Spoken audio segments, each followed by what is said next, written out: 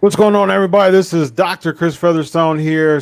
This is UnSKripted, yet another episode of UnSKripted. This is one of my favorite nights of the week. Just a Q&A with just the greatest set of wrestling names you could ever have in the whole entire world, and some of my favorite people to chat with, and this is definitely one of them. I think, in the 8.5 years almost of Pancakes and Power Slams, throughout my entire, and that is following this UnSKripted, throughout my entire 8.5 years, Ken Anderson is one of the persons that I've interviewed the most. I think he's like in the top 3. I think it's like 7 or 8 now. So it's quite a bit.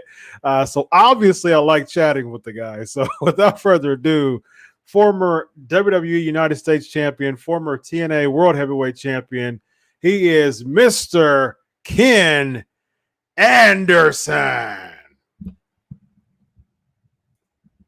Anderson. How are you tonight, sir? I'm very good. How are you doing? Dr. Featherstone. Dr. Yes, sir. Featherstone. Yes, sir. Congrats, yes, sir, man. That's huge. Thank you, man. It feels surreal still. It hasn't settled in. It's been a week as of actually 6 days. Tomorrow will be a week, and it still hasn't settled in yet. So what are you going to do with that PhD now? Are you going to... Well, a day after I got my PhD, I landed a lucrative job at the current place that I work for. I work for a behavioral health center, outpatient. I'm a mental health specialist there. And a day after, I talked to the owner of the whole treatment, the whole outpatient facility, and he actually opened up a brand new philosophy department that I'm the coordinator of. So that's fantastic. Good for you. Yeah, that's an important. Man. I think that's a really important, overlooked field. Yes, 100% true. Yep. All right, man. So you ready to get down and gritty with the questions, man? Let's do it. Awesome. Let's start with Greg is asking, Ken, what's your favorite moment of working in Impact Wrestling?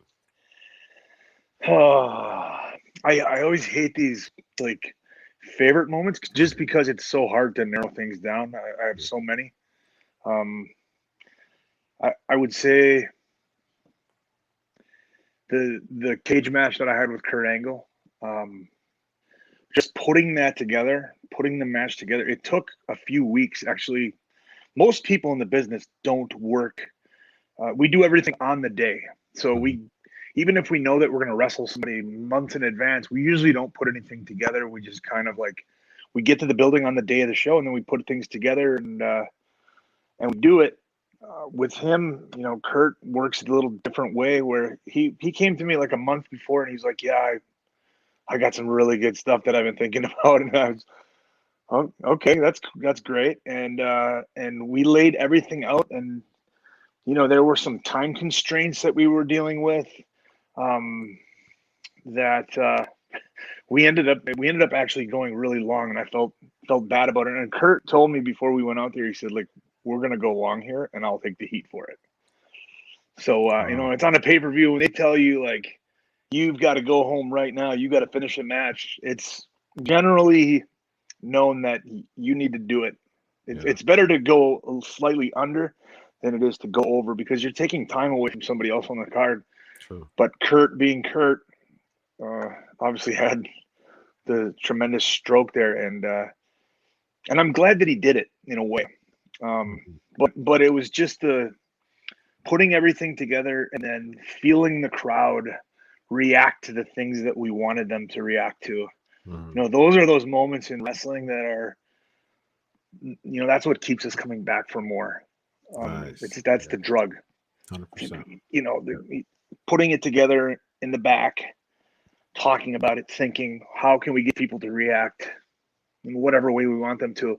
And then when it happens, you're like, yes, Yep, absolutely. Elvis is asking, hey, Mr. Anderson, are you a Green Bay Packers fan? I am a Green Bay Packer fan. However, in the last few years, I've sort of started shifting my I'll always be a Green Bay Packer fan, I think, but like I have sort of realized that we're just rooting for colors at this point. None of the Packers players grew up in Wisconsin, lived in Wisconsin at any point. The Packers organization could fire literally everybody on the team tomorrow and then go and hire all new players the next day, and we'll still cheer for our Green Bay Packers, Yeah. And that's sort of a thing that I've had to like sort of internal struggle with. Interesting. Yeah. Ricky was asking, good question here. Hey, Ken, glad you can join us here at Sportskeeda. Do you see similarities between Aces and Eights and Retribution if we're all caught up on Raw? Unfortunately, I am not caught up on Raw in even the slightest way. So, yeah, Retribution's. What would you say? I mean, it's a faction of people, I guess. Yeah, Retribution's. It doesn't really seem like there's a payoff. At least with Aces and Eights, it seemed as if there was some type of ringleader. You know what I mean? Like it seemed like it was kind of formulating eventually to the big reveal of the ringleader. It didn't seem like, when Bubba was the ringleader, it was just kind of, I think it really helped him a lot. Bully Ray was one of his best, gimmicks of his whole entire career, but it was still like, oh, okay, it was Bully Ray. And it doesn't seem like it was kind of planned from a while back. With Retribution, it's just, it doesn't seem like there's any kind of payoff that's going on right now. It's just a bunch of people and kind of all dressed in all black, just attacking people on Raw and SmackDown. So, yeah. And how long has that been going on for, though? It's been going on for about 2 months now. About a month and a half, 2 months. Yeah. So that leads one to believe that they're just kind of, they're not quite sure what they're going to do with it. Yeah, they're just sort of floating it along, and I think that's the general consensus. Morph into something when something takes that long, Yeah, that's a good point. Ablash is asking, can you tell us what's the story behind the stiff chair shot at Survivor Series in the match between you and the Undertaker?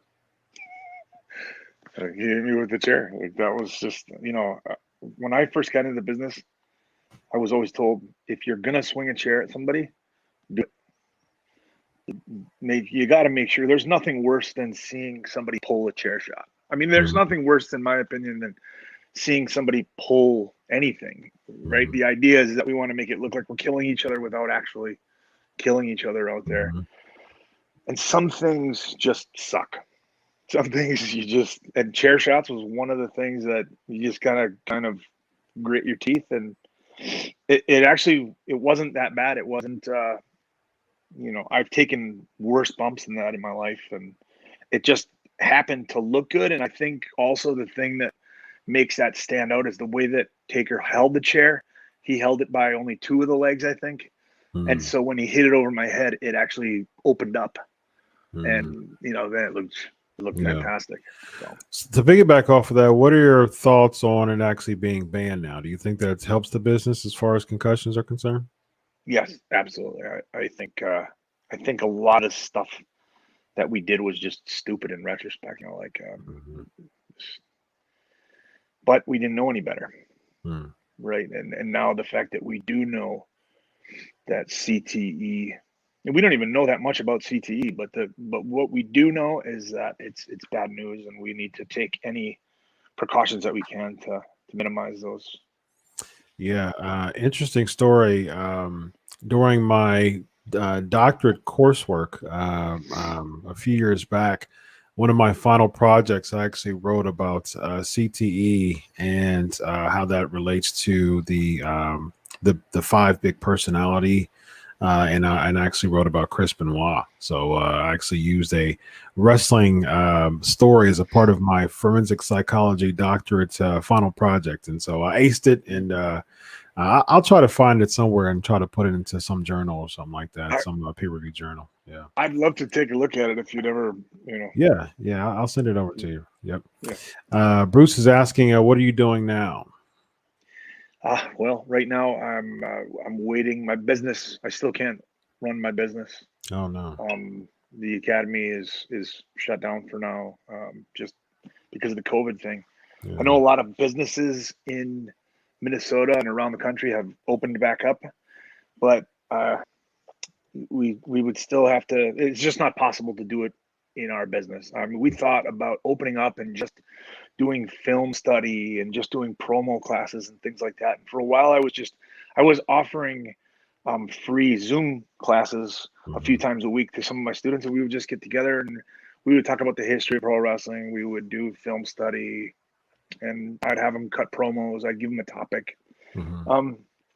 And I just think that it just didn't have a whole lot of traction. It just didn't get whole lot of traction. And I just think that the wrestling school everything needs to be open and full before we get going, and we just can't do it right now because of the social distancing. So, how's COVID numbers looking like in Minnesota now? I just posted something a couple of weeks ago where it was like I want to say right around 1,800 deaths so far. Okay. In Minnesota. In 4 months, that's just, when you think about, I think when you look at these numbers, it only affects 0.5%. Even if it's 0.5%, you look at that stack of bodies, you pile those stacks of bodies, 200,000 people piled into that would fill, what is the Texas stadium now where the Dallas Cowboys play? That would fill that stadium twice with dead bodies. And then you're also not looking at who are the people that maybe didn't die but are affected extraordinary ways. Who, I talked to somebody a guy that's younger than me, who said he doesn't think his lungs will ever be the same because he got this disease. So anyway. Wow, sad. Are you talking about NRG? Used to be Reliance, or is it the Astrodome? Used to be. It's not in Dallas, and it holds I believe it holds 100,000 people. Oh yeah. Did WrestleMania a few years ago there. Yeah. Oh yeah. It has the giant screen. I remember the first season. Yeah. Like guys were losing football. 32 was there, right? Yeah, AT&T Stadium. Yeah, because I know that they have some Big Ten championships there too. Yeah, it's 101,763. It looks like that's crazy. Yeah. Was, so you fill that stadium 2 times with dead bodies. That's yikes. How people are so cavalier about it's only 200,000. Yeah, that is a great way to look at it as far as just being humbled by it, for sure. These are human beings. At the end of the day, they're human beings. That's true. And I think it's very easy for people to overlook. I hate to get go down this path, whatever. I know that's not what your show is about, but no, go for it, man. I don't even remember what I was going to say. Two stadiums full of dead bodies is easy for people to be cavalier. And I was going to say, like, it's easy I think it's even easier when you don't know somebody personally that has been affected by it, or I have elderly grandparents. I'm sure you do. I have parents that are in that range where it's to the point where, if they contracted it, it's going to be a really big deal. More of a big deal than, say, you or I got it, or somebody younger than us, Yeah, that's true. Corey's asking, what is the best wrestling company you work for? Oh, they both had they've all had their positives. WWE was obviously the company to work for. I mean, the reach, the global reach that they have, everything they do feels big. I loved the atmosphere at TNA in the locker room. Not that the locker room at WWE was bad or anything like that. The locker room in any organization is usually pretty good. It's just I don't know. Nobody worried about losing their job every day, because it's just the fact of life that WWE is a big corporation, or big, or it's sort of run like a corporation. I guess it is actually, but and it's all about numbers. And so at the end of the day, we're all just kind of cogs in a machine. And those cogs, I mean, it's reality in general, but you feel more, I think, like that at that corporation. Yeah, if that makes sense. Yeah. But NWA, I love their product. I love what they do. I love the way that the organization is run. The locker room is fantastic. Billy cares about his talent. Dave, I know Dave is no longer with it, but like just the way that those two ran things. They didn't have to, but they brought in Chris Nowinski, who, has pioneered really the CTE studies and aftercare and things like that, and brought him in, and he sat down with us for a few hours and just gave us this demonstration and basically said, this is a serious deal and here's what you should look out for. And it was great. Wow. But, yeah, that's nice. Yeah. Wow. That's fantastic. But I think things like that aren't publicized. They're not. It's not done for a pat on the back. It's done because they really care. Yeah. Yeah. Absolutely. Sportskeeda Wrestling is asking, hey, Ken, did WWE ever approach you for a return? No. Nope. Never. Really?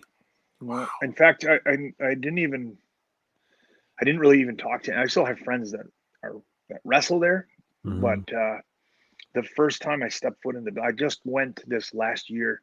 WWE came to the Target Center here. Actually, it was Excel Center in St. Paul, and I went down and said hi to everybody, and that was the first time that I had talked to anybody within the company, in the office at least, since I left. So. Wow, that's deep. Reach was asking, is there still heat between you and Randy Orton to this day? Nope, not at all. Nothing. Not at all. In fact, we in that backstage, when I went backstage at Raw, I probably sat and talked to Randy for 30 minutes in the hallway. Oh, nice. Yeah, everything's good. Lenore is asking, hey, Ken, great to have you here. Do you think steroid usage is still prevalent in pro wrestling? No, I don't. I really don't. I think if you look at people today, you can. I mean, the thing is that we know so much about nutrition and training that it's, in a lot of cases, just really unnecessary. James is asking, huge fan. I still play your SVR 2007 and have you in my roster in GM mode. My question for you is that what's your top 5 favorite opponents that you work while in WWE? Undertaker, Batista. I loved working with Batista. Rey Mysterio. I loved working with Jeff Hardy, and also Matt Hardy. I would say, it's so hard because every once in a while I don't like to watch my stuff. I don't make it a habit. Even at the academy, I don't make it a habit of pulling up my matches and, hey, look at this thing that I once did, But every once in a while, I'll remember something that, it's my students are better served because I was actually in the match and something happened and I can tell them like that's where that happened, that thing we were talking about earlier that happened right there. And then you can sort of see the gears turning in a different way. So yeah. Let's see. Lots of questions, but as dealing with like current WWE product, a lot of them are. Let's see. I know what I was going to say. I was going to say, Yep. sometimes I still get caught down that rabbit hole and I'm like, oh, I forgot that I had a program with that guy or, stuff that I've, wrestling Ric Flair and Shawn Michaels and yeah, that stuff is still kind of crazy to me. Mm-hmm.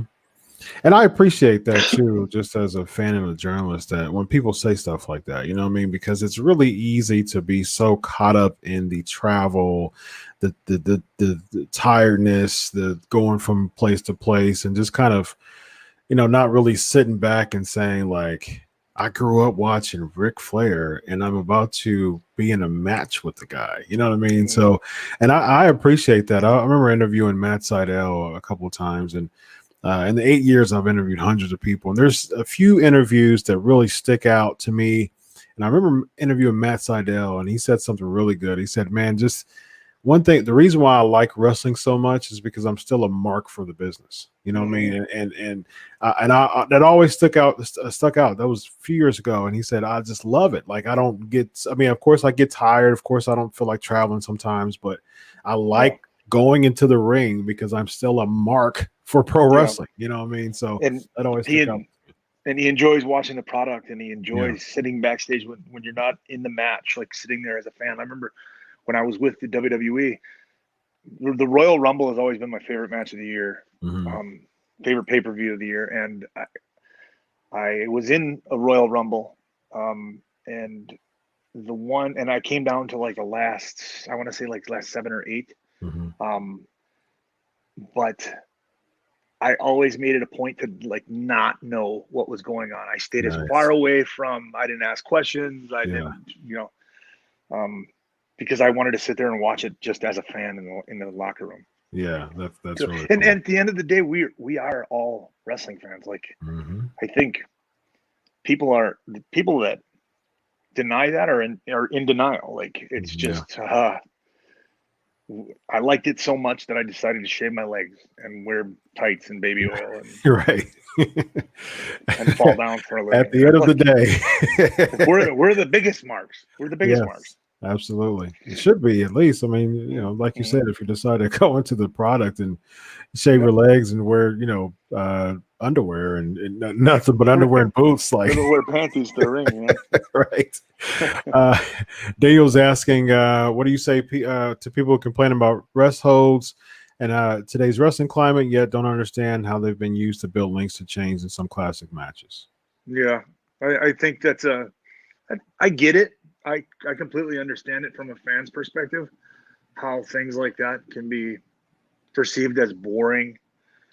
But if everything in a movie is just car crash, car chase, explosion, gunfight, parkour, like the beginning of the James Bond movie Casino Royale, if it's just one thing after another, it actually gets really boring. And you need those moments where we just kind of like, okay, we're going to digest what we just saw. Okay, got it. And now, now we're ready to move into the next act. So. Yep. Absolutely. Well said. Greg's asking the green. Go ahead. In fact, sorry. I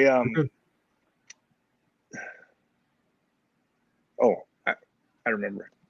That chair shot from the Undertaker wasn't too long ago, was it? Damn, I lost it again. What were we talking about? You said, in fact, you were talking about building up to big moments and kind of digesting what's. I know. Yeah. I was going to say, like, the rumor that I had heard about. So Casino Royale came out, right? That James Bond movie with Daniel Craig. And then the second one came out and it was poorly received. And I think the rumor that I had heard was that happened during the writer's strike. And so it was like Daniel Craig and the director sat down and wrote the script, and they weren't writers. Mm-hmm. So they finished writing the script and they were just like, well, we like action movies, so we'll put a boat chase in here. And, and it was just, they plucked in too many action sequences and it ended up just being almost unwatchable because it's just too much. Yeah. The brain needs time to digest things. Oh, 100%. Yeah. As a psychology doctor, I would agree. And there really, and there really aren't, there are not rest holds in the business anymore. Traditional rest holds. When you have somebody in a rear chin lock, you're not just sitting there. Like if you'll watch old school matches, the guys will just they'll just sit there and they're actually resting. And now you got to kind of like keep it and grind it and keep moving around a little bit and make it look like you're actually sort of still working and not just resting. Is that typically the spot? Is that typically the place where spots are called? Generally, yeah. But I mean, spots can be called anywhere. Spots can be called, I can call spot. If the other guy is in the corner, I can use the referee and say, hey, go tell him this. And then the ref can go over it, check on him, make it look like he's checking on him. But yeah, generally. What's Greg Saxon, the Green Bay Plunge was a favorite move of his? What led to you using that early on in WWE? So that was something that I came up with Austin Aries. Austin Aries and I had wrestled each other on like an independent show, and I was using the Swanton at the time as a finisher, and somebody else on the show was using the Swanton. So I had been thinking about doing this. So it was just a Finley roll, right? And I always did it standing in the ring, and I thought like I can do that safely off the second rope. So I did it. It was safe. He was surprised that it didn't hurt at all. Like, he was pretty fine. And then the night that I was making my debut in WWE, I was going to debut on Velocity or whatever. It wasn't Velocity. It was a show like Sunday Night Heat. It wasn't, it was SmackDown's ancillary program. Ancillary. Anyway. But I thought Velocity was. I know there was Velocity. There was. Actually, I think it was Velocity. I think it was Velocity. Yep, it was Velocity, and it was against Funaki. And he was initially first. It was supposed to be just a dark match. It wasn't going to be televised. And then he was going up. He was going to win the match, and he was going to hit me with whatever he was finishing people with. That super kick, I think. And 2 or 3 minutes before we're ready to go out. Dave Lagana comes around the corner. He goes, there has been a change. We need to come up with a finisher for you right now because you're going over. And this is going to be a televised match, and welcome aboard. Wow. Like basically, yeah. So I went from not being a part of the company to you're debuting right now. Yeah. And it was kind of crazy. And I just said, like, I can do this. And Finley was our agent too. It was funny. I do the Finley roll off the second rope. And he was like, and I remember Funaki, not wanting to appear like he was, Funaki he's a treasure in the business, if you hurt Funaki, you're done with it. If I had hurt Funaki on that move my first night, I would have been done with the company. But Funaki at the same time is like, he wants to trust me and he wants to be giving, but at the same time, he wants to be safe. So I could sort of see like, oh, is this going to be safe? It's pretty scary. And he went with it and he trusted me. And afterwards he came up to me and he was like, oh, it was fine. It was great. Nice. So, yeah. That's awesome. All right. Well, I'm going to ask one more, man. We got to bring you back on. This has been super fun. There's a lot of questions that's still outstanding, but we got to crunch it down on time. Anytime. Absolutely. So there's enough questions for a part 2. So I'm definitely more available these days than I was in the past. But yes. I'll always make time for you. Nice. You always do. So I appreciate that. All right. Last question. There was one that was good. Okay. So here we go. Alan's asking, what was the greatest piece of advice given to you by Vince McMahon, and how was it working closely with him? I think one of the things that stands out to me was early on when I first debuted, I was really over the top and sort of comedic in my delivery of everything. And I remember him trying to tell me, like, you got to stop trying to be funny and entertaining. And I remember thinking, like, isn't that the point of what we're trying to do here, is be entertaining? And he's like, and I said, well, with all due respect, he goes, funny doesn't draw money. And he goes, nobody ever drew big bucks being funny and goofy and doing comedy stuff. And I was like, with all due respect, but I'm a huge fan of The Rock, and it feels to me like almost every one of The Rock's promos was funny. And he said, yeah, but he said the thing about The Rock was he sort of hamstrung himself when he started cutting those funny promos. Like he did one of my favorite promos ever was The Rock talking to Billy Gunn about the King of the Ring. Do you remember that? Oh yeah, I remember that. I know it verbatim, so I could do it. I've seen it so many times, but it was really, really funny. And he said that after he did that, it's like the fans always expect you to do that. And now you have to deliver that type of, you have to have that delivery every single night. And it's really hard to do when you're running 52 weeks a year. So I think that was an interesting piece. Like, there are times I think where funny is appropriate, but overall the comedy characters always, unfortunately, seem to be sort of the secondary characters. Very interesting. Well, Ken, it's been a pleasure once again, man, for the 82nd time. It seems like there's always something new every time I talk to you, man. So and hopefully there will continue to be. Yes, indeed, man. So I appreciate you, Dr. Featherstone. Thank you, sir. I appreciate it, man. And I'm happy to say that. I'm happy for you to say that. And I'm happy for you to give me a shout out, man. It's I appreciate talking to you, man. Just both on camera, off camera, man. You always get me thinking, and I appreciate you, man. It's really a pleasure developing a friendship with you, man. And it's greater than any conversation we've had, and it's a pleasure, man. And coming from you, it means a lot to me, man. Likewise, my friend. Thank you, sir. Yeah. Appreciate you, man. I'll contact you for a part 2. There's a lot of outstanding questions, man. So obviously there's a lot of marks for Ken Anderson. Have a good night, my man. All right, you too.